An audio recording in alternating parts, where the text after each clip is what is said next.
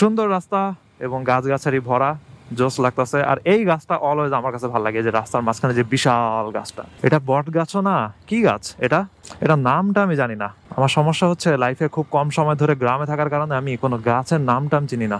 এই গাছটা আমার কাছে অনেক সুন্দর লাগে।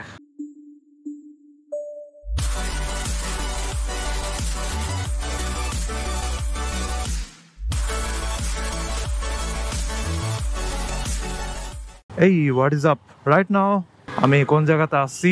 ঢাকা ইউনিভার্সিটির কোনো একটা এরিয়া। আমি নিজেও এগুলোর নাম জানি না, তবে আমার সামনে হচ্ছে শাপলা চত্বর। তো এখান দিয়ে হচ্ছে আমি টিএসসি দিকে যাব। তবে কোন রাস্তা দিয়ে যে আসছি আর কোন রাস্তাতে ঢুকবো ওগুলা এখন আমি মিলাইতে পারতাছি না। যাই হোক, আশা করা যাচ্ছে। আরে হোন্ডা হর্নেট 2.0 চলে আসছিল অনেক তাড়াতাড়ি। মনে তো হচ্ছে এই দিকের রাস্তা, তাই না? আপনি যান, আমি এদিক দিয়ে যাই। মোস্টলি চার নেতার কবর এখানে। তবে আজকের দিনটাতে কেন জানি জ্যামটা কিন্তু কম। এমনও না যে মঙ্গলবারের দিনে বের হয়েছি, আজকের দিনটা হচ্ছে সোমবার, তারপরও অনেকটাই জ্যাম কম আছে, তাই রাইড করতে ভালো লাগতেছে। এবং আমি যাব হচ্ছে জিগাতলার দিকে, তাই এখান থেকে হচ্ছে স্ট্রেট চলে যেতেছি টিএসসির দিকে। আর ঢাকা ভার্সিটির এদিকে রাস্তাগুলো একটু মেরামত করা হয়েছে, অনেক ভাঙ্গাচুরা ছিল এই সাইডটাতে, এবং আমি যখন আসছি তখন দেখলাম যে অনেক কিছু ফিক্স করা হয়েছে। ভাঙ্গাচুরাগুলো স্পেশালি ওগুলো একটু কমছে। এখন চলে আসছি ঢাকা ভার্সিটির মেট্রো রেল স্টেশনের নিচে। নাইস, রাস্তা মাস্তা খালি, ভালোই লাগতেছে। রাস্তাতে শুধুমাত্র টেসলা কিছু আছে, প্রচুর টেসলা বলতে বুঝাচ্ছি যেটা আপনারা তো জানেনই, ব্যাটারি রিক্সা।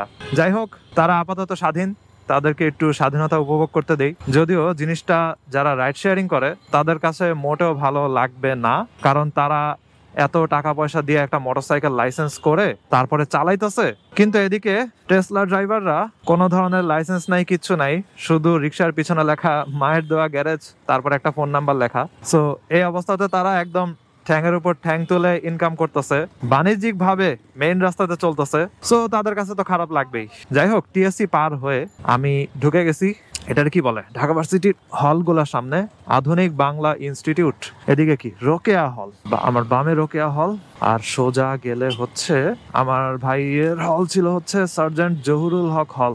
ও অনেক আগে পড়ছে ঢাকা ভার্সিটিতে, বিবি এমবিএ। ও আর ওর ওয়াইফ দুইজনই আমার থেকেও আরো বলা যায় 4-5 বছর আগে। সুন্দর রাস্তা এবং গাছগাছালি ভরা, জোস লাগতেছে। আর এই গাছটা অলওয়েজ আমার কাছে ভালো লাগে, যে রাস্তার মাঝখানে যে বিশাল গাছটা, এটা বট গাছও না, কি গাছ এটা, এটা নামটা আমি জানি না। আমার সমস্যা হচ্ছে লাইফে খুব কম সময় ধরে গ্রামে থাকার কারণে আমি কোনো গাছের নামটা চিনি না। এই গাছটা আমার কাছে অনেক সুন্দর লাগে। আর ডান দিকে গেলে হচ্ছে ওই যে কলা ভবন, তারপরে আর একটু ডিপে গেলে হচ্ছে কমার্সের আইবিএ, তারপরে বিজনেস ফ্যাকাল্টি। এবং আমি এই জায়গাতে আসছিলাম মেডিকেল অ্যাডমিশন পরীক্ষা দিতে, যখন 2017 সালে আমি অ্যাডমিশনের স্টুডেন্ট ছিলাম, ভর্তি পরীক্ষা দিতে ওই জায়গাতে আসছিলাম।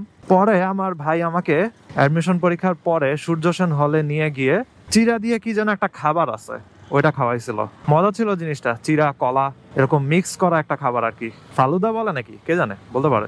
যাই হোক, এখন চলে আসছি ফেমাস গেটটার সামনে, মুক্তি ও গণতন্ত্র তোরণ ঢাকা বিশ্ববিদ্যালয়। তো ভাবতেছি কোন দিক দিয়ে যাবো।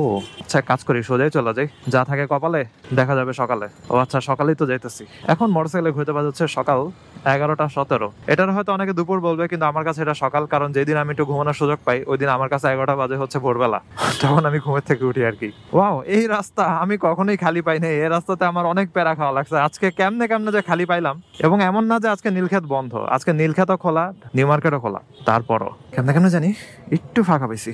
তবে এরপর থেকে জ্যাম খাওয়া শুরু হবে। ধানমন্ডির দিকে প্রচুর জ্যাম খায় আসছি আমি অলরেডি। ওকে, এখন হচ্ছে চন্দ্রিমা সুপার মার্কেটের সামনে। আর চন্দ্রিমা সুপার মার্কেটের অপোজিট সাইডে ছিল হচ্ছে স্বর্ণ গয়নার দোকান, এখনো আছে নাকি আমি জানি না। ছোটবেলাতে এদিকে আসতাম জিন্সের প্যান্ট কিনতে, এবং আমার যদি বিদেশে যাওয়া হয়, যাওয়ার আগে অনেকগুলো জিন্সের প্যান্ট কিনে নিয়ে যাওয়া লাগবে, কারণ বাইরের দেশে প্রচুর expensive. Same pant, same everything, কিন্তু এক্সট্রিম লেভেলের এক্সপেন্সিভ। এখন ভাবতেছি মেইন রাস্তা দিয়ে না গিয়ে রিক্সার গলি দিয়ে যাব। রিক্সার গলি হচ্ছে বাম পাশেরটা, ওদিক দিয়ে ঢুকে যাব, তাহলে মেইন রাস্তার গ্যাঞ্জাম ট্যাঞ্জাম একটু কম খাওয়া লাগবে আর কি। ওকে, রিক্সা গলিতে ঢুকলাম, লেটস গো।